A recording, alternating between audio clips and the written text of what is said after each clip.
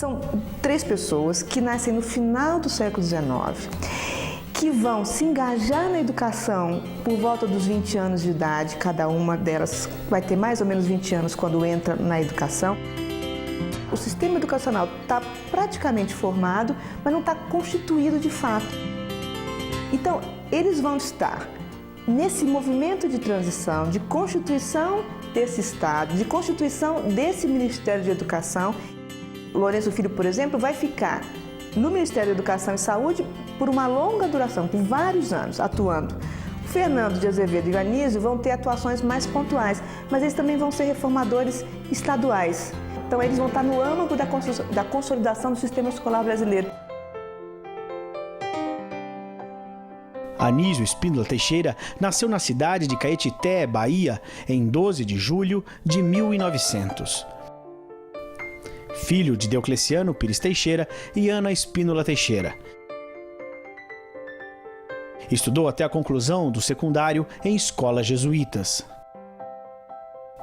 Cogitou entrar para a Companhia de Jesus, mas o pai, o queria político, mandou estudar no Rio de Janeiro. O que eu sei é que ele foi sempre um menino muito estudioso, brilhante, se destacou desde a infância, né? Desde pequenininho. Né? Então a família falava nisso com as pessoas que me contam. E hoje, inclusive, mais pessoas me contam sobre isso. Né? Agora, um menino, de certa forma, tímido. Interessante isso, porque meu pai, ele era recatado, reservado, o que ele herdou da educação jesuítica que ele teve, né? Ele foi educado por jesuítas a vida inteira, não só em Caetité, onde ele nasceu, e de onde ele sai aos 14 anos para estudar também em colégios jesuítas em Salvador, né?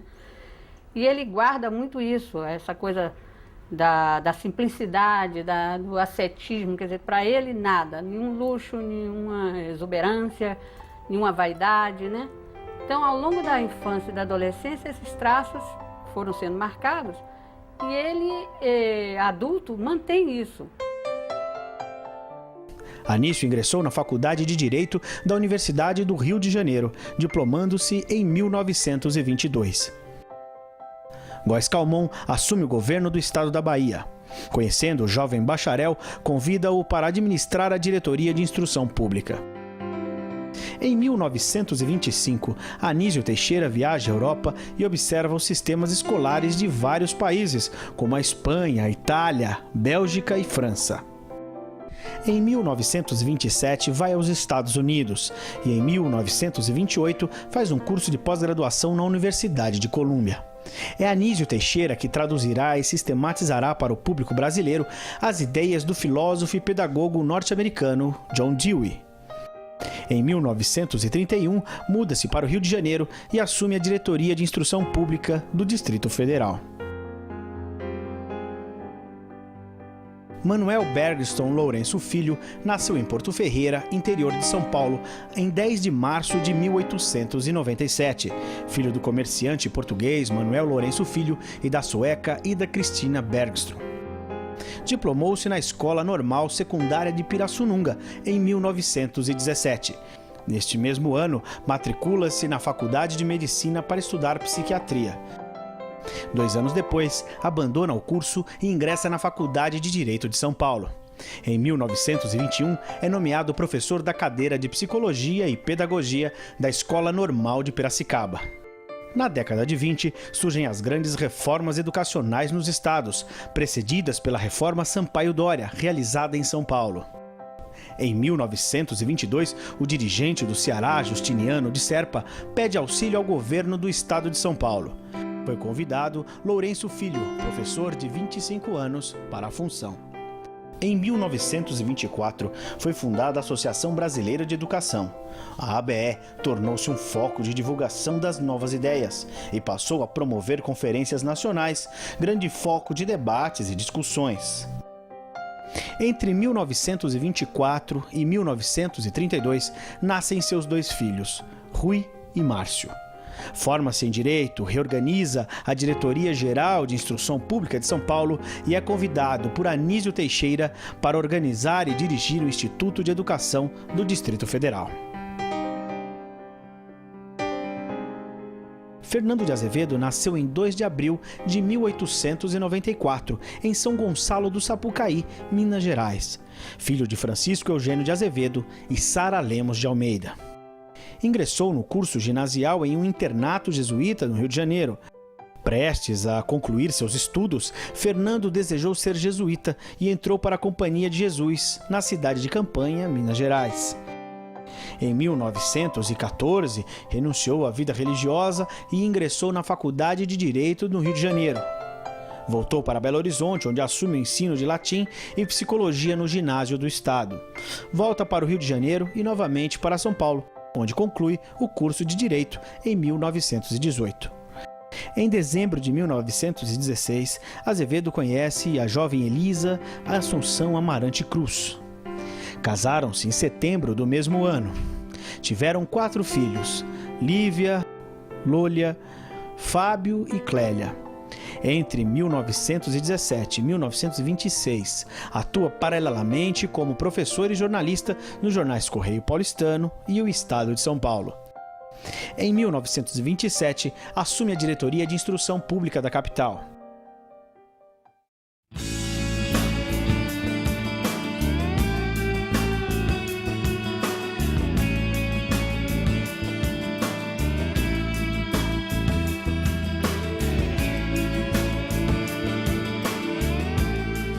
O problema da instrução pública se coloca de uma maneira mais contundente, não que eles não venham se preocupando com isso antes, ou como professores, enfim, mas ele vai se colocar como um problema mais contundente nos anos 20. É aí que eles, no cargo de reformadores, vão ter que lidar com o problema real de que é distribuir ou de organizar esse sistema educacional num determinado estado ou no Distrito Federal. Então, nesse momento, eles estão se constituindo, é aí que eles vão, no meu entender, que eles vão enfrentar de frente a questão e vão começar a perceber quais poderiam ser as soluções para aqueles problemas.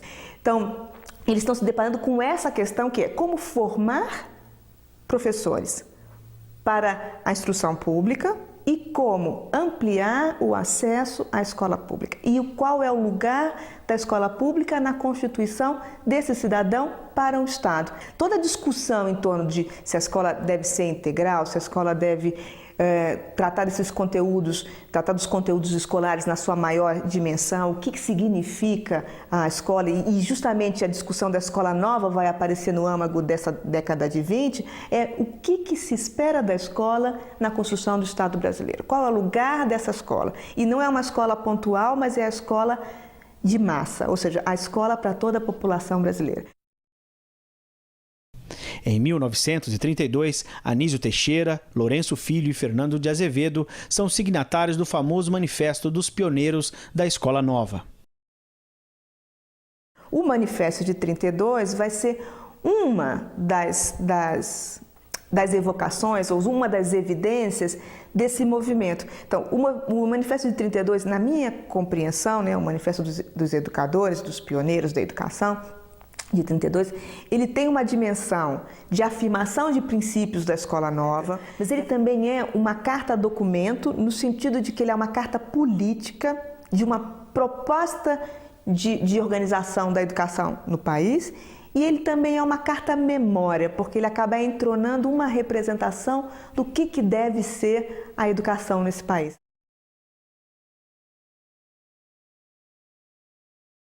A proposta de uma educação que seja laica, que seja obrigatória, que seja gratuita, que seja dever do Estado. Uma educação que seja nacional, de cunho nacional, de caráter nacional. Então, que seja uma educação que você possa ter no Rio Grande do Sul ou no Rio Grande do Norte, a mesma educação. Então, são esses princípios e os princípios de uma escola democrática, ainda que a noção de escola democrática possa variar de um para o outro, e possa até ser polêmico no caso do Lourenço Filho, mas eu acho que é uma questão pontual. De qualquer forma, a noção de uma escola democrática vai estar no cerne das preocupações dos 3 educadores. A escola nova no Brasil ela tem 3 dimensões.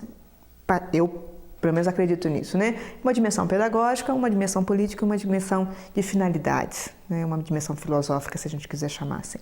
Então, Na questão do pedagógico, a escola nova é a compreensão, ou seja, ela surge como uma recusa do que vai ser chamado genericamente de escola tradicional, em que a criança fica imóvel, em que o professor é o centro da atividade, em que o ensino é um ensino verbalista, em que a criança deve memorizar o conteúdo aprendido, ou seja, ela aprende pela memorização, e em que o professor assume essa posição central de ser o grande expositor, né? Ele tem o conhecimento e ele vai passar o conhecimento para a criança.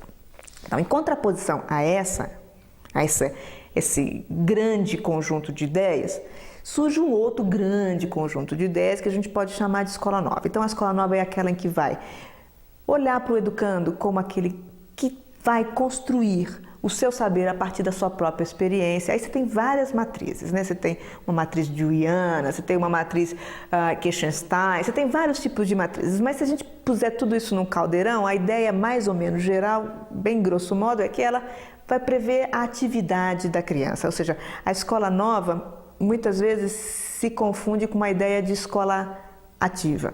Então, não só de ensino ativo, mas de escola ativa. Então, a criança está no centro da aprendizagem, a criança vai experimentar, a criança vai produzir o conhecimento, o professor é aquele que é o mediador, aquele que ajuda a criança a fazer, mas é aquele que mobiliza, mas ele sai da cena, né? E fazer é muito mais do que ouvir. Então, você passa de uma escola do ouvir para uma escola do ver e fazer. Então, essa é, em grosso modo, a diferença que a gente poderia dizer. Então, essa proposta de escola nova, você vê que ela é uma coisa assim, extremamente lata, abrangente e que a gente poderia dizer que é um ideal que até hoje está presente na educação nacional, né? Que é a criança poder, a partir da sua própria experiência, construir o seu conhecimento. No Brasil, foi o único país do mundo em que a escola nova assumiu o lugar do Estado. O que eu quero dizer com isso? Em todos os lugares do mundo em que a escola nova foi mencionada ou foi intentada, ela sempre foi pensada como uma experiência pontual. Então, você tinha uma escola que dizia que fazia a escola nova. Você tinha uma escola geralmente particular, né, criada por um educador Y, né, que a gente vai ter vários nomes que aparecem aí, enfim, e que vai defendendo esses princípios da atividade, da criança no centro do conhecimento e tal, vai propor uma escola nova. Então, uma experiência pontual. No Brasil, ao contrário, esses educadores que a gente vinha mencionando, Fernando de Azevedo, Lourenço Filho, Anísio Teixeira, eles vão, de maneiras diferentes, se apropriar desse ideário da escola nova e vão, nas suas reformas do aparelho do Estado, ou seja, nas suas reformas educacionais feitas a partir do aparelho do Estado, vão propor a extensão da escola nova a toda a população em idade escolar. Então, ela é uma iniciativa do Estado. Então, ela tem uma dimensão aí política fortíssima. Então, não é só uma dimensão pedagógica, dos princípios pedagógicos que estão envolvidos, mas aí ela assume o lugar do que a gente vai fazer com o sistema educacional. Então, nisso, ela passa a ser também uma carta de princípios, né? Então, o Manifesto dos Educadores pela Escola Nova é representativo disso, de uma grande carta de princípios desse movimento, mas ela também surge como alguma coisa que galvaniza a ação política. Então, eu percebo que esse termo escola nova ele passa a ser usado de uma maneira mais frequente a partir de 1927 no Brasil. Quem que vai usá-lo? Particularmente o Fernando de Azevedo no Rio de Janeiro e Francisco Campos em Minas Gerais, em Belo Horizonte, né? E da onde que eles estão partindo? Eles têm concepções, inclusive é interessante porque a Escola Nova Mineira ela é muito mais católica do que a Escola Nova Carioca. Então elas têm dimensões diferentes, elas aparecem de maneira diferente, mas elas aparecem com aquela noção de frente política que a gente vai ver muito bem discutida pelo Edgar Dedeca, por exemplo, quando ele fala da Revolução de 30, que é esse momento dos anos 20, que você constrói frentes, né? Então, a Escola Nova aparece como uma grande frente, que é a frente de uma certa unidade, então, nacional e de uma certa unidade da escola. Isso não quer dizer, então, que eu estou negando os princípios pedagógicos, não estou dizendo, mas estou dizendo que a ele se associa uma dimensão política que é justamente impor um novo modelo de escolarização ou uma nova forma de escolarização ao sistema de educação pública.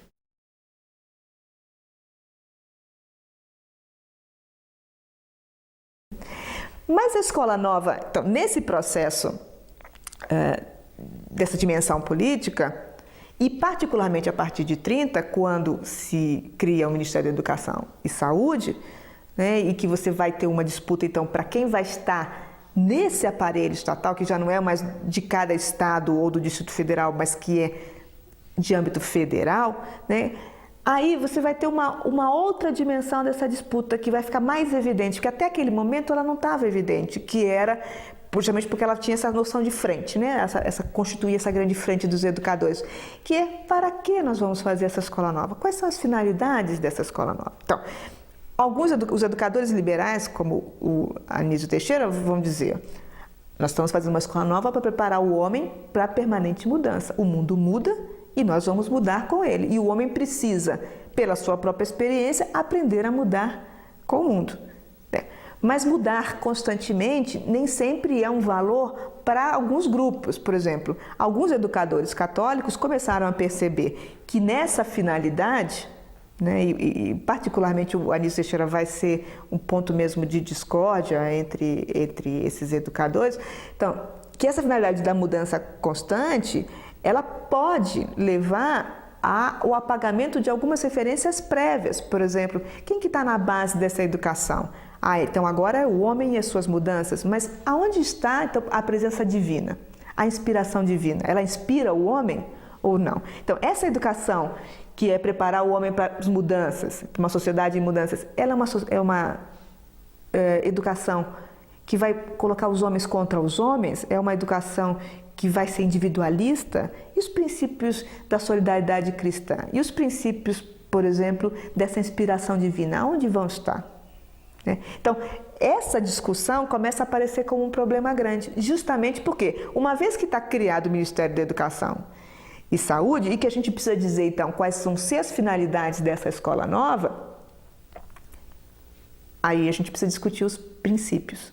E esses princípios nem sempre são idênticos. Então, a gente vai ver, por exemplo, que a gente vai ter um conjunto de manuais, como o Manual de Pedagogia do Everardo Bacóizer, que é um grande educador católico e que se apropria do conjunto das ideias da escola nova, dissemina isso no seu manual, mas associa isso a alguns primados da educação católica. Então, não dá para a gente dizer que a disputa entre católicos e pioneiros, que é uma coisa que só se evidencia a partir de 32 com essa força que a gente conhece hoje, nessa disputa entre católicos, em que foi memorizada, como eu já disse anteriormente, né, foi tornada memorável pelo Fernando de Azevedo na cultura brasileira, ela só aparece mesmo ela só fica evidente a partir de 32. Mas quando você olha o material produzido por esses educadores, você vai ver que há uma permeabilidade dos princípios pedagógicos que atravessa um e outro. Ou seja, não dá para você dizer que a educação, que os católicos não tivessem sensíveis às novas perspectivas de ensino que a escola nova trazia. Mas o que eles não queriam é que aquilo subvertesse um conjunto de valores que eles tinham anteriormente, né? Ou que eles achavam que eram importantes. A mesma coisa vai acontecer com os liberais. Eles vão dizer, não, mas a escola nova, porque ela vem do Estado e porque ela deve ser porque ela está sendo colocada no Estado. Veja a situação específica do Brasil, ela sai do Estado, então, porque ela é de caráter estatal e esse estatal está separado da igreja, então ela tem que ser laica e ela tem que ser obrigatória, tem que ser laica e é dever do Estado e direito do cidadão.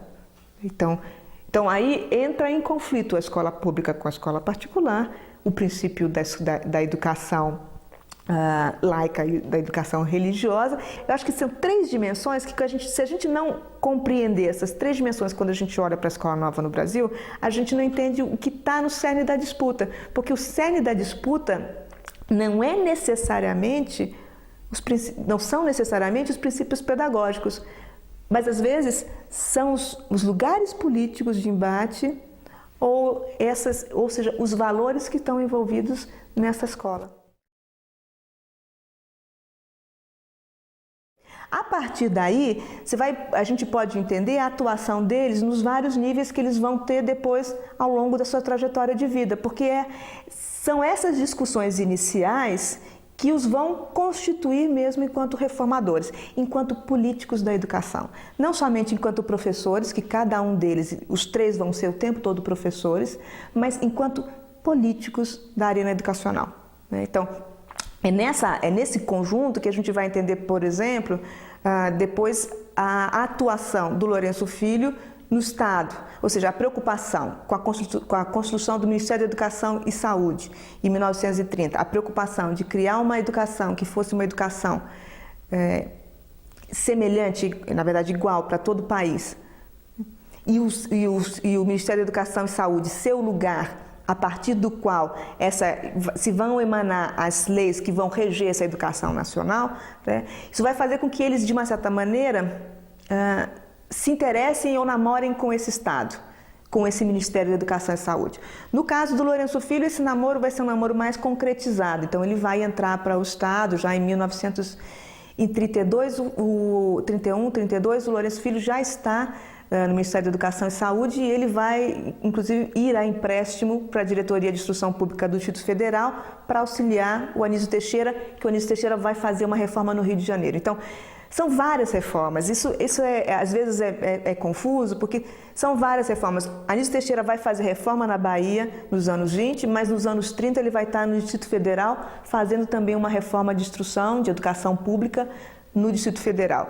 Fernando de Azevedo vai estar no Rio de Janeiro de final de 26 até 1930, fazendo uma reforma no Distrito Federal, na instrução pública do Distrito Federal, e vai estar em São Paulo em 1933 fazendo uma reforma da instrução pública em São Paulo. Lourenço Filho vai estar no Ceará em 20 fazendo a reforma do Ceará, mas vai estar em 30 participando, fazendo uma reforma em São Paulo da instrução pública, sendo reformador de São Paulo, em 31 assumindo um posto no Ministério da Educação e Saúde e em 31 mesmo também auxiliando a reforma do Anísio Teixeira. Ou seja, você vê que eles estão se trançando, estão se encontrando o tempo todo, né? Aonde um começa, o outro continua. Estavam num primeiro grau de satisfação, de memória, de importância para ele, a reforma da educação no Distrito Federal, no antigo Distrito Federal, que foi feita no governo Washington Luiz, que ele mencionava há pouco. Talvez todo um quadro de política conservador que não o agradasse muito, mas apesar disso, com um reconhecimento muito grande pela cobertura que foi dada já pelo governo federal, que estava sediado lá, já pelo governo do Distrito Federal, que era o Antônio Prado Júnior, no sentido de compreenderem o que foi, várias vezes, quase uma batalha campal. E foi uma batalha durante os 4 anos de mandato, já do presidente da República, já do prefeito do Distrito Federal. Na época, me parece, indicado, não é, pelo presidente. Esse foi um momento de que, não sei se a palavra ele se orgulhava, mas de que ele retinha no mais alto grau de memória como um momento de batalha, quando estava mais moço, e de batalha vencida graças à compreensão de uma estrutura que no fundo era final, mas da República Velha ainda, e o apoio dado por gente das mais diferentes áreas aí de todo o Brasil. Um detalhe disso, ou uma materialização disso, eram grandes amigos que ele fizera nesta época. O Venâncio Filho, Francisco Venâncio Filho, hoje tem um filho na academia, ou a poetisa, então, jornalista Cecília Meirelles, que entraram através do jornal ou da luta no âmbito da educação ou na luta política mesmo, em termos do movimento pela Escola Nova, depois se desdobrando, Manifesto de 32, etc., entraram numa grande composição em apoio a essa reforma.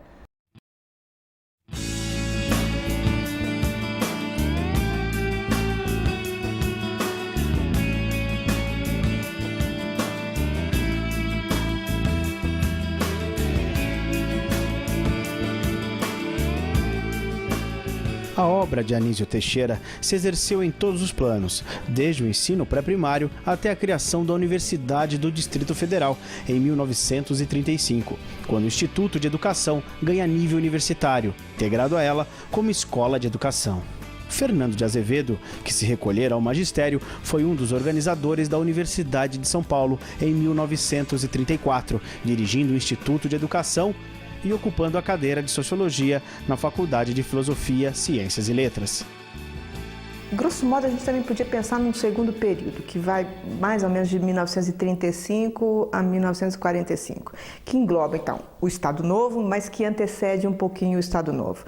Por que ele antecede? Porque em 1935 você já tem um conjunto de questões que já estão, de questões sociais, políticas, econômicas, enfim, que já estão aproximando o que vai ser depois a Constituição do tal do Estado Novo, em 1937, pelo Getúlio Vargas, né? Então, assim, em 1935 você já tem um conjunto de perseguições políticas, a preocupação com os comunistas vai ser muito grande, então você vai ter um conjunto de educadores perseguidos, é o caso do Edgar Susequim de Mendonça, é o caso do Pascoal Leme, e é o caso do Anísio Teixeira, que inclusive em 1935 ele vai se demitir do cargo de diretor de instrução pública do Distrito Federal e vai sair fugido do país em direção à Argentina e depois vai continuar fugido durante todo o Estado Novo. O Anísio Teixeira, a partir de 1935, ele abandona a arena educacional, ele vai passar por um período em que ele vai ficar trabalhando numa empresa de mineralogia, enfim, e ele só vai voltar em 1946 a chamada da Unesco e também a chamada do governo do estado da Bahia para assumir de novo a Secretaria de Educação. Nesse período, nascem seus 4 filhos, Marta Maria, Ana Cristina, Babi, Carlos Augusto e José Maurício. Não, meu pai não se queixava. Não me lembro de ter ouvido ele fazendo queixa. Ele não era uma pessoa amarga, não tinha mágoa.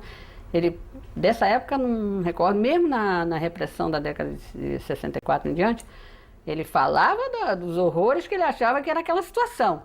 Mas não pessoal, não se lastimando a nível, que fizeram isso comigo. Não fizeram isso comigo, fizeram isso com o meu país. O Anísio Teixeira é de todos os educadores, o que até hoje, né, ficou com a aura de educador ou do escolonovista de esquerda, né, que é aquele que tem mais a aura de esquerda, porque ele foi muito perseguido, ele foi perseguido durante esse período e ele acabou ficando alijado das questões educacionais. Nesse período, você vai ter, então, cada vez mais a constituição de um Estado forte, a preocupação de que essa educação também ela é chamada a fazer parte do Estado, claro, como já estava antes nas reformas educacionais, mas essa educação ela vai assumir um caráter nacionalizante cada vez maior, né? Então, a perseguição, o fechamento das escolas estrangeiras no país, a preocupação de movimentos de manifestação pública, então, desde 35, a partir de 35 mais claramente, as manifestações de coral, por exemplo, do Vila Lobos, no Rio de Janeiro, esses movimentos nacionalistas, e a escola vai aparecer como lugar fundamental de constituição desse ser nacional. Então, esse vai ser uma grande aposta do Ministério Capanema, fundamentalmente, do Ministério Capanema, de preparar essa nação dentro de princípios que vão resvalar pela eugenia, pelo controle da prole, pelo controle da mulher, do casamento, por uma noção de relação entre Estado e educação muito estreita, em que o Estado também é responsável pela construção da segurança nacional e a escola também. Lourenço Filho permaneceu no governo de Getúlio Vargas, o que lhe rende críticas até hoje. Nesse campo, um dos episódios mais marcantes é a presença do Lourenço Filho no Estado, no Ministério da Educação e Saúde, e a famosa conferência que ele faz sobre educação e segurança nacional, que está publicado no livro Tendências da Educação Brasileira, e que foi uma conferência que ele pronuncia em 1939 para os militares, em 1939, e na qual ele vai chamar a atenção da importância da educação, da escola, como aquela que pode assegurar a segurança nacional e das Forças Armadas, enquanto também aquela instituição que pode assegurar a segurança nacional. E nisso ele estabelece uma espécie de casamento entre as duas instituições, a escola e as Forças Armadas, num momento particularmente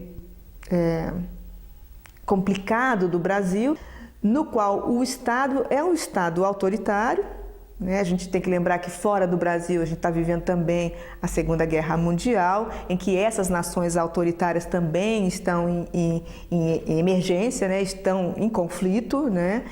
E que esses modelos de Estado estão emergindo e estão, de fato, estão em conflito, né? Quer dizer, como que o Estado administra a nação?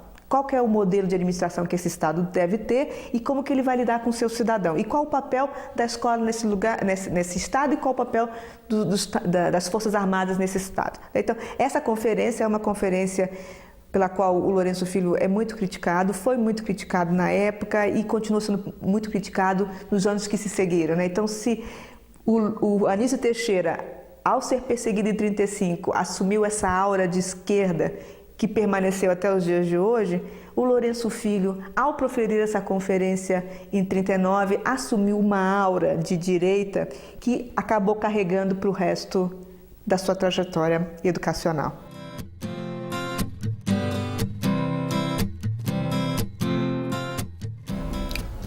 O meu pai tinha um grande respeito, talvez, pelo Getúlio e mais talvez pelo que representava o movimento que deu à educação uma participação diferente, né? Creio eu.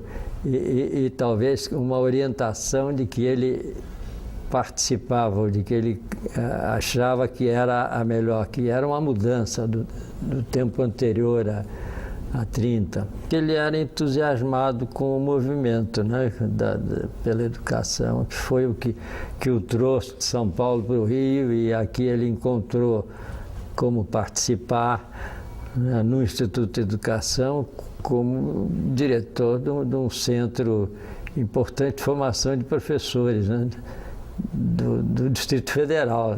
Não vamos esquecer que naquele tempo aqui era a capital da República. E eu me lembro dele, alguma vez eu teria, mais tarde, né, perguntado, mas então, quer dizer que o senhor serviu Getúlio, foi funcionário? Ele disse, não, eu era funcionário, ou eu aceitava ser funcionário, ou não tinha que recusar a direção do Instituto, né? Mas meu pai ainda ficou no Instituto de Educação quando o doutor Anísio saiu. Ao contrário do meu pai, que não se metia em política, no sentido de partido ou de orientação específica, quer dizer, ele talvez dissesse assim, a minha política é da educação, eu sou um educador. E o Lourenço Filho acreditava numa educação para todo o país. Ele acreditava em modelos de educação e ele acreditava em princípios educacionais.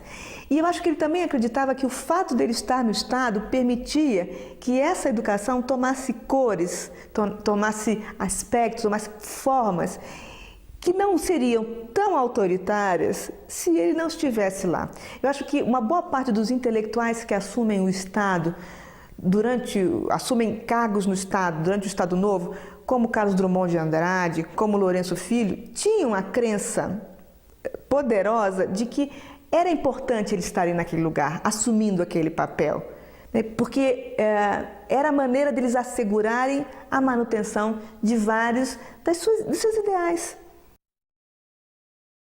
Neste período, Fernando Azevedo irá declinar de convites na administração e escreverá a série de livros A Cultura Brasileira. Nesse período, o Fernando trabalha como professor da Universidade de São Paulo e vai publicar, em 1943, a famosa Cultura Brasileira, que vai ser um dos livros sínteses e um dos livros mais importantes desse período. A Cultura Brasileira é um livro enorme, são 3 volumes, No último volume, chama A Transmissão da Cultura, onde ele fala do processo educacional. Ele foi escrito a título de introdução ao recenseamento que tinha sido feito, estava sendo feito no Rio de Janeiro, sobre o Brasil como um todo, né, o recenseamento. E ele fez esses 3 tomos como introdução, e essa obra, a Cultura Brasileira, vai ser publicada em vários países do mundo, e ela vai se tornar uma grande obra de referência, não só para os estrangeiros conhecerem o Brasil, né, então a cultura brasileira, justamente, né, mas ela vai se transformar numa obra memória sobre a educação nacional. Então, durante todos os anos que se seguiram, até os anos 70, anos 80, toda vez que se falava de educação, a obra de referência número 1 era a cultura brasileira. Ali que estava a grande síntese e ali que estava a grande memória.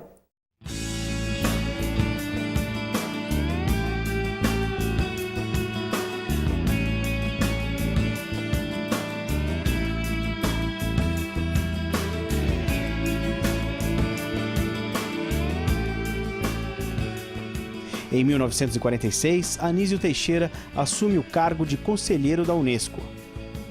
Nesse mesmo ano, volta ao Brasil e torna-se secretário de Educação e Saúde do Estado da Bahia. Em 1950, cria o Centro Educacional Carneiro Ribeiro, em Salvador, conhecido como Escola Parque. Ele vai criar, nessa Secretaria Estadual da Educação, uma das experiências que vai ser uma das experiências de mais renome, que é o Instituto de Educacional Carneiro Ribeiro, que é uma escola-parque. Então, a famosa escola-parque da Bahia, que a gente sempre vê falada em tudo que é programa sobre educação na Bahia, aparece a escola-parque. A escola-parque só foi desativada em 1998, então ela teve uma longa duração. E ela retoma um princípio que estava posto já em 1931, quando o Anísio faz a reforma no Rio de Janeiro, no Distrito Federal, era de que a educação, primeiro que você devia dar a educação integral para as crianças. Mas essa educação integral devia ser pensada dentro das condições específicas do Estado brasileiro, ou seja, dentro de um Estado pobre, como o Brasil. Então, como você viabilizar uma educação de cunho integral? Então, a ideia é que você tivesse uma escola-parque que fosse nuclear, de 4 escolas-classes que estavam a elas associadas. Então, como funcionava?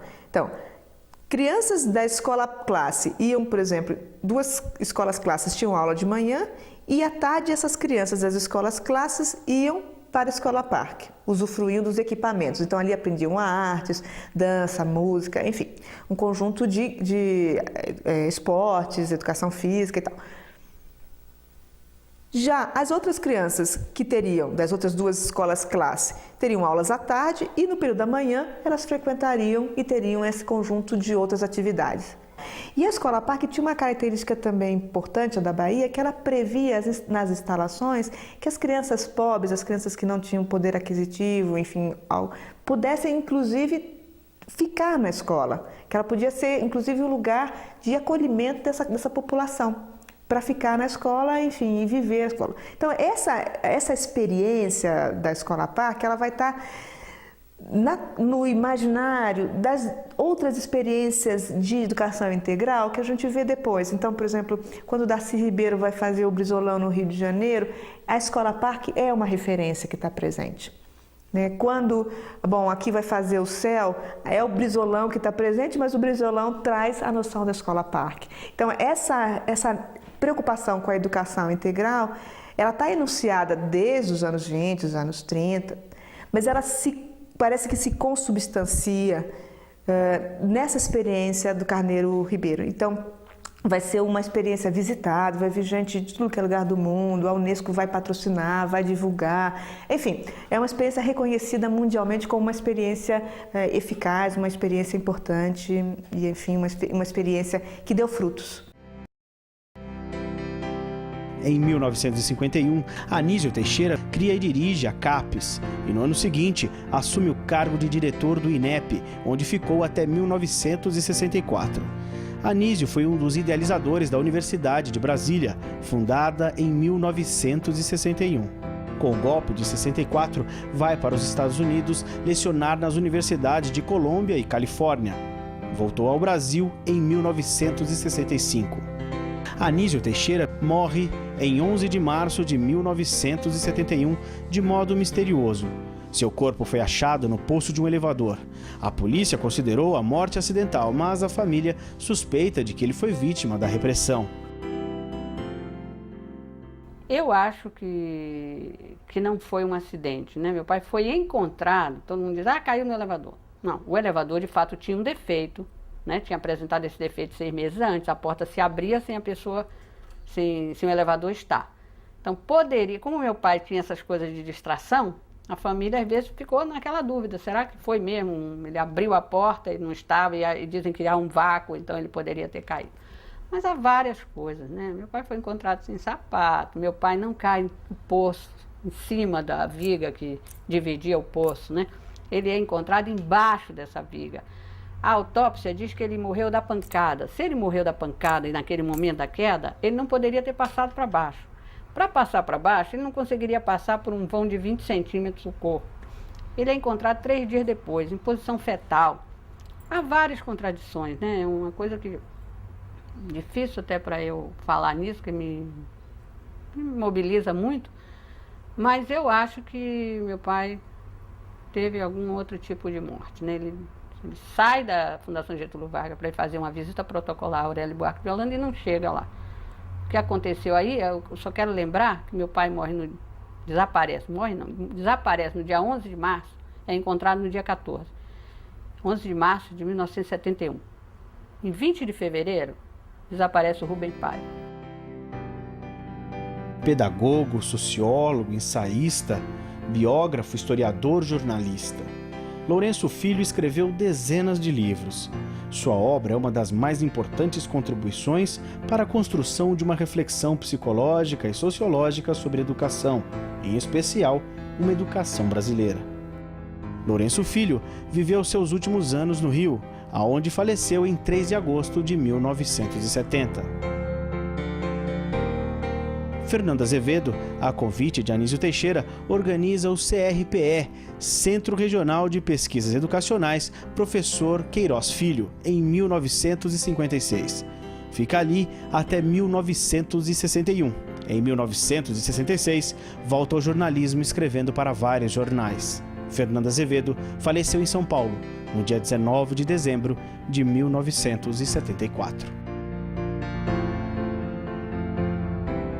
Nesse período que vai de 45 a 70, você vai ter, primeiro, a redemocratização. Quer dizer, claro que depois de 64 você tem de novo a ditadura, mas a ditadura militar.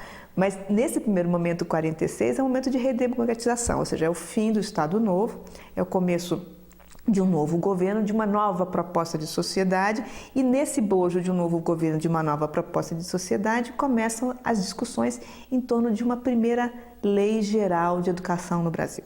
Quer dizer, que a gente vai chamar de Lei de Diretrizes e Bases, que vai ficar conhecida como a 4.024, que vai ser proclamada em dezembro de 1961, ou seja, então de 46 a 61, não de 46, 47 a 61, você vai ter um longo período de trâmite dessa nova lei, né, que é pensada como uma grande lei geral que vai reger toda a educação nacional. Então, aí as disputas de novo continuam acirradas, porque é de novo na construção dessa lei que você vai organizar o Estado brasileiro e, mais do que organizar o Estado brasileiro, nesse caso, organizar a educação nacional. Então, os grupos, o Lourenço Filho vai ser chamado a presidir a comissão que vai elaborar o anteprojeto da lei. Esse anteprojeto é elaborado e aí, por indas e vindas, esse projeto se perde, esse projeto ninguém encontra mais, esse projeto desaparece, ele tem que ser refeito, aparece o famoso substitutivo Lacerda, ou seja, são 13 anos de discussão, 13 anos de disputa, 13 anos de luta mesmo, em torno do que será o grande projeto da educação. E é interessante que finalmente a LDB, a primeira LDB, ela é proclamada, né, promulgada em 1961, E aí, 3 anos depois, você tem a ditadura militar e um novo processo de reconstrução e uma nova discussão em torno de uma nova lei de diretrizes e bases, que no final vai ser instituída em 1971, né, que é a 5692, que cria o que a gente chama de primeiro e segundo grau, que agora já é diferente. Mas enfim, então esse longo processo até chegar ao fim da LDB é um processo de idas e vindas no que é o grande projeto da educação nacional. Então, o substitutivo Lacerda, que vai ser uma das coisas mais comentadas desse período, ele vai tender a favorecer, ele é um substitutivo imposto pelo Carlos Lacerda, que pretendia dizer que o Estado não estava acima da família na organização da educação, mas que a família precedia o Estado no que devia ser a compreensão do processo educativo, né? Então, nessa mudança do Estado da proeminência para a família da proeminência na diretriz, na organização, na normatização do processo educativo, estava também, de uma certa maneira, né, a presença da Igreja Católica, né, que ao favorecer então a família, dizia a família pode escolher que tipo de educação pode dar ao seu filho, se ela quer uma educação de cunho laico ou de cunho religioso, se a família quer uma educação pública ou privada, e o Estado deve, da mesma maneira, contemplar os vários grupos.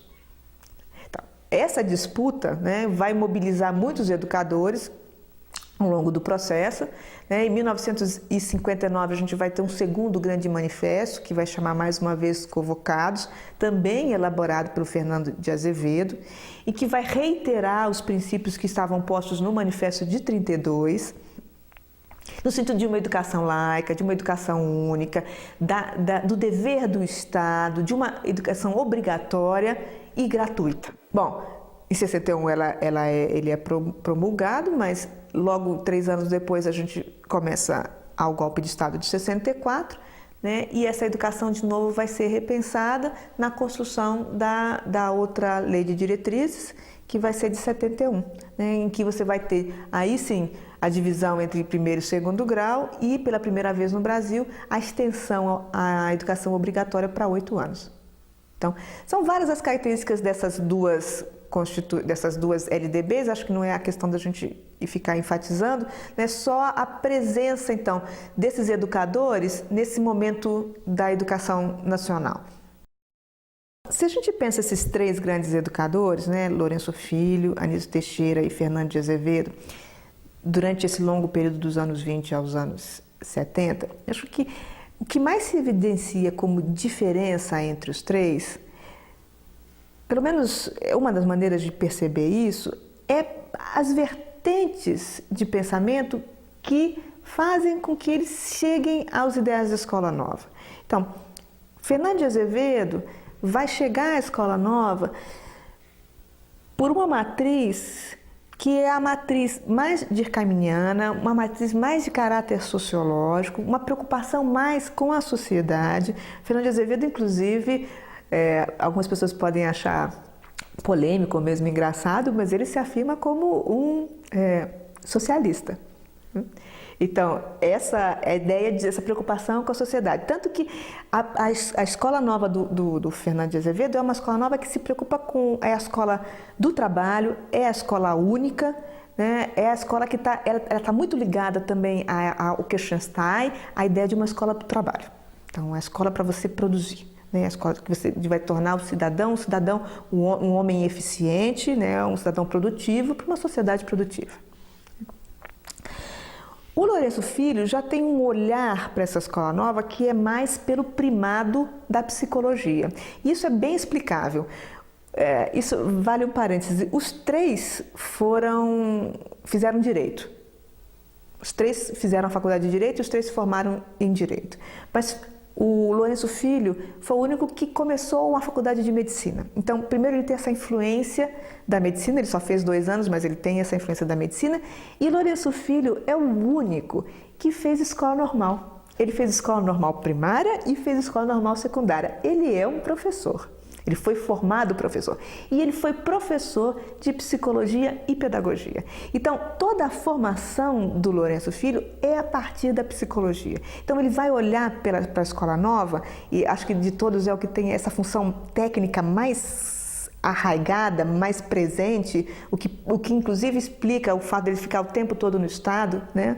Ou pelo menos uma boa parcela da sua trajetória no Estado, é porque ele tem esse caráter técnico muito afirmado. Então, a preocupação dele é com a psicologia e com os ganhos que a psicologia, os conhecimentos que a psicologia adquiriu e formou sobre a criança. E como que isso influencia na construção das práticas pedagógicas. Então, é esse olhar de dentro da escola, que é o olhar mais característico do Lourenço Filho. Ele está sempre dentro da escola. Ele está na administração, mas ele está dentro da escola. O Fernando de Azevedo está muito mais na administração do que dentro da escola. O Lourenço Filho não. O Lourenço Filho está dentro da escola. E o Anísio Teixeira é aquele que vai olhar para todas essas questões da Escola Nova a partir de um primado mais filosófico. Então, é interessante que o Fernando de Azevedo introduz na Escola Normal no Rio de Janeiro, em 28, a disciplina Sociologia da Educação. O Lourenço Filho vai ser professor de Psicologia e Pedagogia na Escola Normal de São Paulo e depois no Rio de Janeiro. E o Lourenço Filho e o Anísio Teixeira vai ser professor de Filosofia da Educação. Ele vai dar aula de Filosofia da Educação. O contato que ele tem com o Dewey quando ele vai para os Estados Unidos, ele não encontra o Dewey pessoalmente, ele tem um contato com a literatura, ele lê muito e ele vai traduzir, vai trazer algumas obras do Dewey para o Brasil também. Então é ligado com esse olhar mais filosófico. Por isso que a coisa de formar o indivíduo para uma sociedade em constante mudança, do Kilpatrick, por exemplo, vai estar sempre presente na fala do Anísio, porque aí a preocupação é quais os fins dessa educação. Então, quando o Anísio abandona a noção de uma escola nova e diz muito mais do que uma escola nova, o que a gente deve pensar é numa escola progressiva, o que ele está dizendo é, exatamente dentro desse primado do Kilpatrick, é que uma escola não deve parar e voltar-se para trás, mas ela se volta sempre para o futuro, porque a criança vai ser o futuro. Então é esse olhar para o futuro, para a finalidade, para o fim dessa educação que está o Anísio Teixeira. Então, se o Fernando de Azevedo está mais preocupado com a sociedade, né, o Anísio Teixeira está mais preocupado com a finalidade, para onde que vai caminhar esse homem. E é isso que mostra a maneira diferenciada como cada um deles se apropria desse ideal. E isso também explica a maneira como cada um deles vai atuar quando assume os cargos de direção, quando assume os cargos como reformadores ou professores, etc. Porque eles olham para essa educação por maneiras diferentes, eles têm perspectivas diferentes de encarar essa mesma questão que é a questão educacional. Isso para mim, ajuda a entender as diferentes abordagens, as diferentes aproximações e mesmo as diferentes realizações de cada um deles nas suas atuações políticas. São homens que atuaram enquanto homens, que defenderam ideais, que acreditaram na construção de uma educação pública, de uma educação democrática, de uma escola de qualidade, que atuaram na esfera pública em prol desses ideais e que erraram como todos os homens erraram e acertaram como todos os homens acertaram, mas que estiveram o tempo todo presos a um ideal, né? Acreditando no ideal.